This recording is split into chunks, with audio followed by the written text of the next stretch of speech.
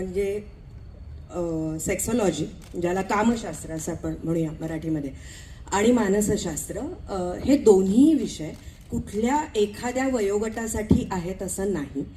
आपल्याकडे खरं तर म्हणजे भारतीय संस्कृतीमध्ये याची सगळी पाळंमुळं आहेत. म्हणजे आजही जर मॉडर्न सेक्सॉलॉजी बघायचं झालं किंवा आजही त्याच्यावर जितका अभ्यास चालू आहे किंवा जितक्या प्रकारच्या रोज नवनवीन संकल्पना येत आहेत त्याच्यामध्ये आणि त्यावरती अभ्यास चालू आहे, पण त्याची पाळंमुळं आपल्याकडे आहेत.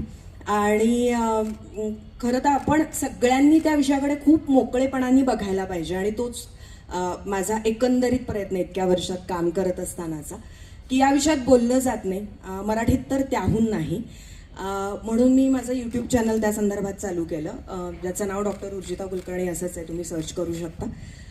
4 लाखापेक्षा जास्त सबस्क्रायबरशिप आहे त्याला, आणि त्यामध्ये